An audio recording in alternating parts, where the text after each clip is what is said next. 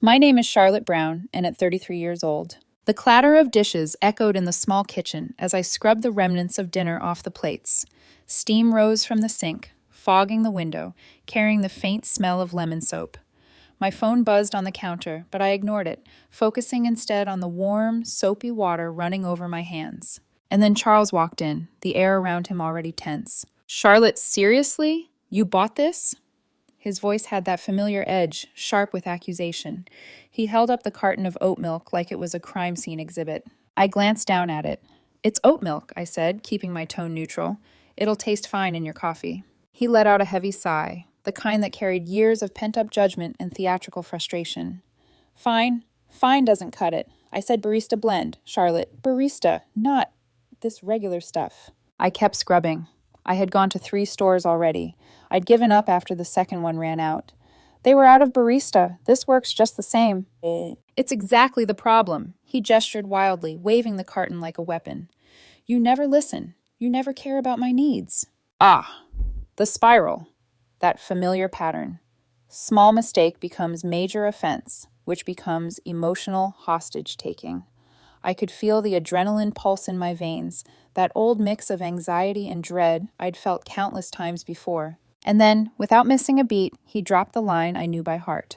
"You know I could leave any time, right?" The words hung in the air, thick and heavy. I rinsed the last dish and placed it on the counter. Slowly, deliberately, I turned to face him, my expression calm, neutral. "Noted." His eyebrows shot up. "What?" "Noted," I repeated. Simple, unemotional. Not a flinch, not a plea, not a justification, just acknowledged. For the first time in years, he didn't have a script. He tried sulking, dropping into the usual pout that was meant to make me feel guilty. Then came the tantrums, the exaggerated sighs, the pacing, the fake texting, while giving me side glances. I watched him, curious, detached, almost clinical. Usually, I would have caved, apologized, bought the correct milk, reassured him endlessly, but not this time. I let my mind wander as he flailed. 2 years of this, every argument ending in, "I could leave any time." Every disagreement turned into a referendum on my worth. And now it's my turn to sit back and see what happens. He leaned on the counter, glaring. "Do you even care? You're just doing dishes while I'm... His words trailed into nothing, frustrated and impotent. I made a deliberate show of drying my hands and pouring coffee. The regular oat milk went in. I stirred it and took a sip. Tasted fine, perfectly fine. And then I picked up the phone, dialed Rashid, a friend who might need a roommate. "Hey, you still looking?" I asked casually. "Yes, why?" "I know someone who might need a place, ASAP." He gave me the details. I hung up and leaned back against the counter, letting my gaze wander to the window, watching the streetlights flicker in the foggy dusk. Charles was fuming, silent now, his chest rising and falling in irritation. He had no words left, only the simmering panic of realizing that I wasn't following the old script. I could see it in his eyes. Confusion, disbelief, the faint edge of fear. This was a new Charlotte, not scared, not begging, not apologizing, observing, strategizing. I turned back to the sink, rinsed another dish, and thought, maybe this time I'm not the one being tested. Maybe this time I'm in control. He opened his mouth, likely to throw another line of guilt or anger my way, but I ignored him. My mind was already running ahead, thinking of options, contingencies. Life with Charles had been predictable, but now, for the first time, I could see the possibility of breaking the cycle. And the funny thing, he couldn't manipulate me anymore, at least not like he used to. Not if I stayed calm, unflinching, and unmoved. The kitchen was quiet except for the hum of the refrigerator. My coffee steamed in my hand. Charles's threats were no longer weapons. They were empty echoes, remnants of a game he no longer knew how to play. For the first time I felt a quiet thrill. Not victory, not yet, but a clarity I hadn't felt in years. I was done being afraid, done being controlled. And he was going to realize slowly that the Charlotte he knew, the one who caved, who apologized, who begged him to stay, was gone. The first move had been made, and all he knew was the words I'd said, noted. The next morning, sunlight spilled weakly through the blinds, casting thin stripes across the kitchen floor. I stood at the counter, coffee in hand, watching Charles move like a storm trapped in the small apartment. His usual morning routine, checking his phone, grumbling about emails, muttering complaints about breakfast, felt muted, somehow off. "Charlotte, about last night," he began, his tone cautious, testing the waters. I sipped my coffee and held his gaze for a heartbeat longer than usual. "Good morning, Charles." That was it. No apology, no concession, no acknowledgement of the pattern he depended on. Just a calm, neutral greeting. He blinked, visibly thrown. "Good morning," he repeated, uncertain, like a man who had suddenly forgotten the rules of a game he thought he mastered. I poured the last of the milk into my cup and stirred lazily. My mind wandered. 2 years of threats, of "I could leave any time." And yet here he is, powerless, because I finally stopped caring the way he wanted me to. Charles's face tightened, his fingers tapping the counter nervously. He wanted a reaction, wanted the apology, the reassurance, the flinch. But I offered none of it. I had learned to observe, to detach, to consider my next move instead of reacting emotionally. Did you taste it?" he asked finally, nodding toward the coffee. I smiled faintly. "I did. It's fine, really." "Fine?" He shook his head. "You always dismiss my feelings. It's not about the milk. It's about you not listening." I leaned back against the counter. "I listened. I just don't see why it matters so much. Coffee tastes the same." He opened his mouth again, then stopped, muttering something under his breath. I didn't catch it. My mind was elsewhere, planning. If he thinks this is about coffee, he's wrong. This is about control, and I'm done playing the part he's written for me. I reached for my phone. Rashid, friend, potential roommate. I dialed, keeping my tone casual, almost conversational, hiding the significance of the call even from myself. "Hey, Rashid, you still looking for a place?" "Yeah, why?" "Maybe I know someone who could move in soon. ASAP?" We exchanged details. I hung up and leaned against the counter, letting the silence settle between us. Charles watched, curiosity flickering with unease. I didn't react to his gaze. His attempts to provoke me came next. Subtle at first, foot tapping, sighing, muttered complaints about the apartment. Then the theatrics, pretending to text other women, glancing at me for a reaction. I didn't move, didn't flinch, didn't acknowledge. For years, I would have reacted instantly. Jealousy, pleading, explanation. But now, watching him squirm, I felt an unexpected thrill. Not triumph exactly, but clarity. He had relied on a predictable script for 2 years, and I had quietly rewritten it without telling him. I poured another cup of coffee, the steam curling upward like a signal. "I am still here, but I am not yours to control." He finally muttered something, frustrated, indecipherable, and flopped onto the couch. I could see the panic flicker behind his eyes, subtle but undeniable. He knew he had lost his grip. And this is only the beginning, I thought, running through logistics in my head. Apartment listings, roommate options, contingencies, life prepared without him. Not out of malice, not as punishment, but as survival, as self-preservation. Charles's silence filled the room. He didn't know what to do, and that made me feel uncomfortably empowered. 2 years of emotional hostage-taking, 2 years of threats used as weapons, and now, it doesn't work anymore. Not if I don't let it. I finished the dishes, placed them neatly on the drying rack, and allowed myself a small, private smile. For the first time in years, I was not reacting to Charles. I was acting for myself. He cleared his throat. "So, what now?" I set my coffee down, slow and deliberate. "Now? Now, you get to see how it feels when your words don't control someone." His eyes widened, just slightly, as though he was starting to comprehend that the Charlotte who cowered, apologized, and panicked at threats no longer existed. I turned toward the window, watching the day start outside. Birds moved between bare branches. People hurried along the street, oblivious to the storm brewing in my apartment. And I felt strangely light. This is the first day of something new, and I intend to see it through. Charles's movements behind me were cautious, testing, but I remained steady. Calm, detached, observant. He muttered again, this time a little louder. You're not even mad?" I shook my head slowly, staring out the window. "No, not mad. Just aware." Aware. That word carried weight. He didn't realize it yet, but the dynamics had shifted. The years of manipulation and control would no longer work. Not on me. not now. For a fleeting moment, I allowed myself to savor it.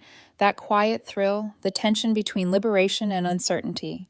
I was preparing for life on my terms, without needing his approval, without fearing his departure. And deep down, I knew one thing for certain. He could threaten to leave as many times as he wanted, but I was no longer playing by his rules.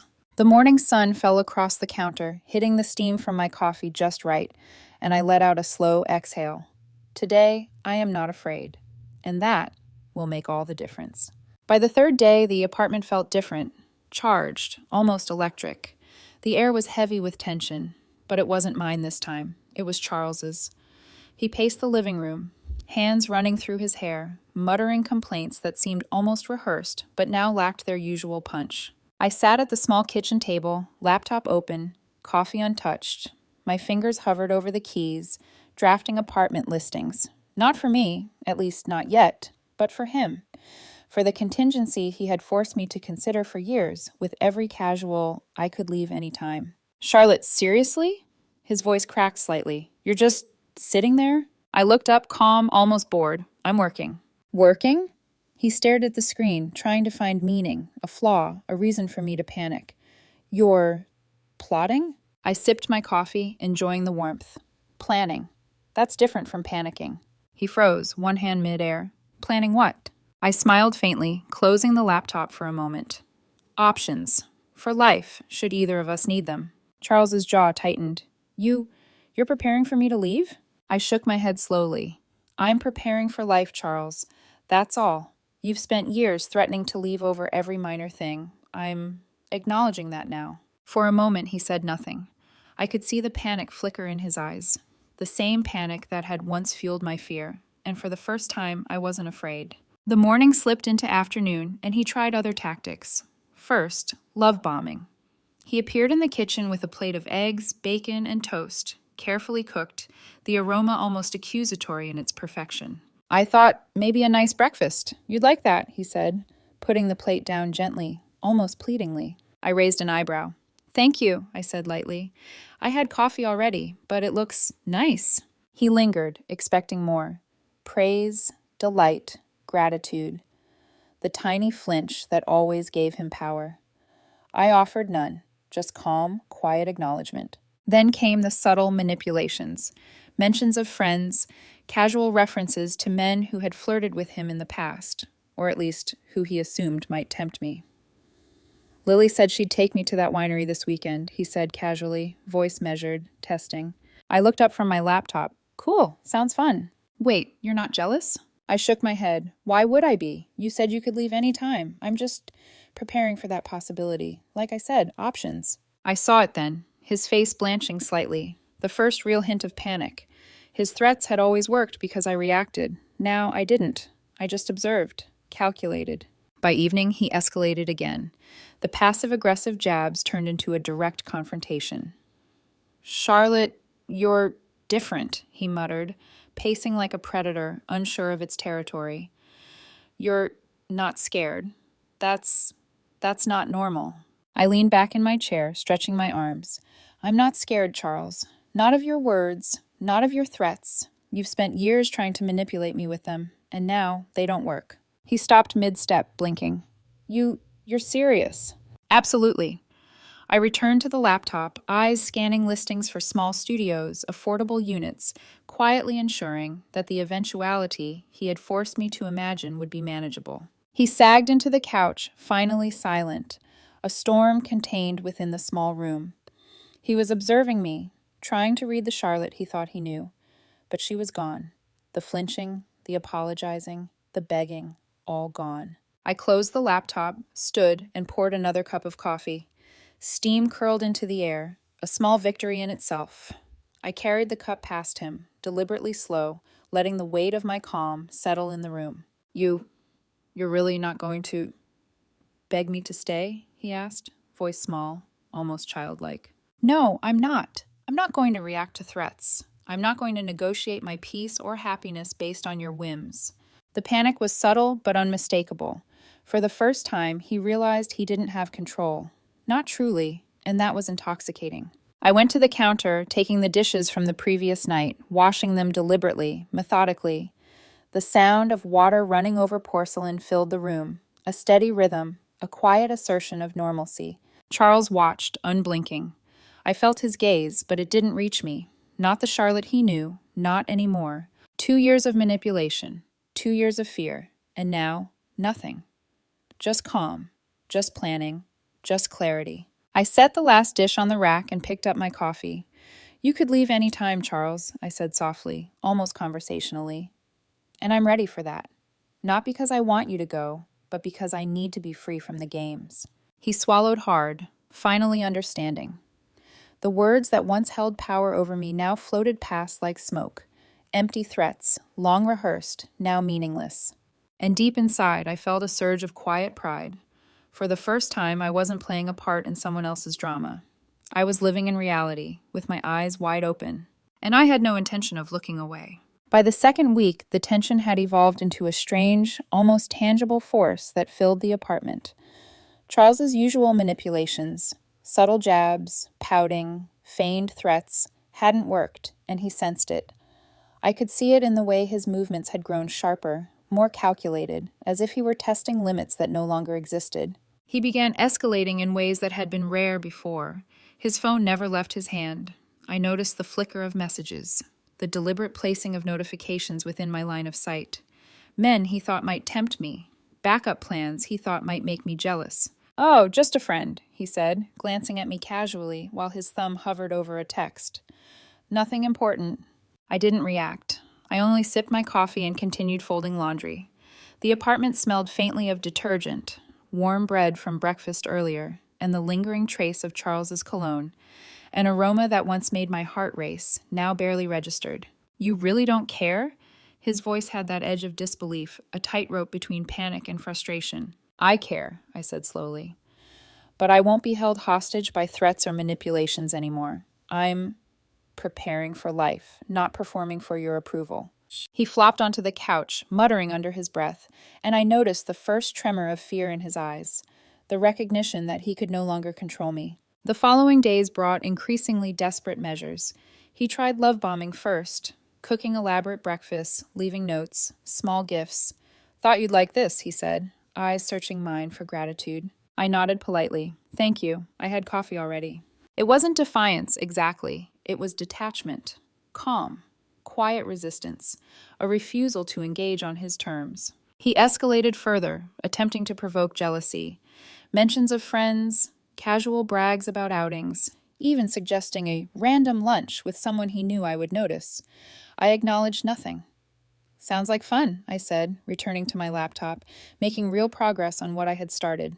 Apartment research, budget planning, contingency strategies. Each failed attempt from him was met with calm observation, and each failure amplified his panic. I could feel it radiating from him, subtle but undeniable. Then came the orbiters. Charles's backup friends, his carefully curated network of admirers, entered the scene via social media. He subtly ensured I saw messages, tags, comments, testing the boundaries of my detachment. "Oh, that's just Lily," he said one evening, shrugging. "We're just grabbing coffee. Don't mind."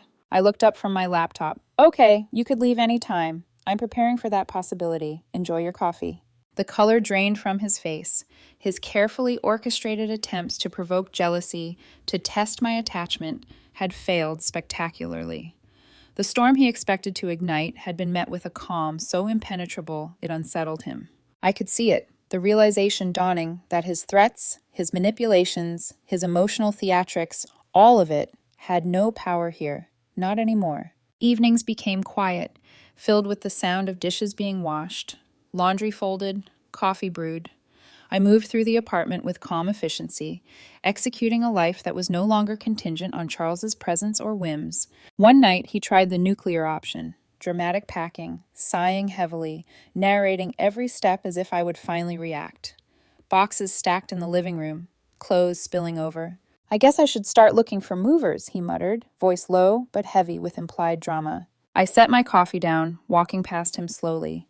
"I know a guy. Want his number?" He froze. "You're really just going to—" "You said it yourself," I said, almost conversationally. "You could leave any time. I'm preparing for that reality." The impact hit him like a wave. The realization that he had lost the script he depended on, that I had quietly rewritten the rules, that he no longer held control, it left him silent, almost brittle. And all the while, I remained calm, detached, observant. I let the storm play out while I quietly prepared for life that was independent, complete, and free from manipulation. The apartment felt lighter after that night, charged with a strange mix of tension and liberation. Charles's attempts to provoke, manipulate, and control had met their match in my quiet, unflinching resistance. For the first time in years, I was not the one being tested. I was in control. And the realization that he had no power over me now, no matter how much he tried, was both exhilarating and terrifying. I poured another cup of coffee, letting the steam rise. I was ready for whatever came next. The extinction burst had begun, and this time I was unshakable. By the third week, the dynamics had completely shifted. Charles's threats, his manipulations, his carefully rehearsed attempts to provoke me, none of it had worked. He was exhausted, panicked in ways that were subtle but unmistakable.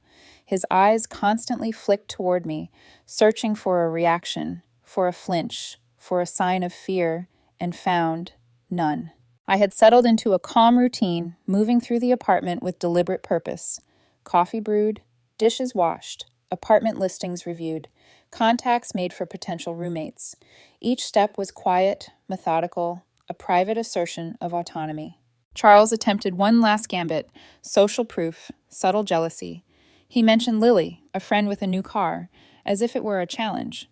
She offered to drive me to that winery, he said casually, eyes fixed on me. I looked up, neutral. Cool. You could leave any time. Enjoy your ride. His jaw tightened. The desperation was now visible. He understood. The Charlotte who cowered, who begged, who apologized, was gone.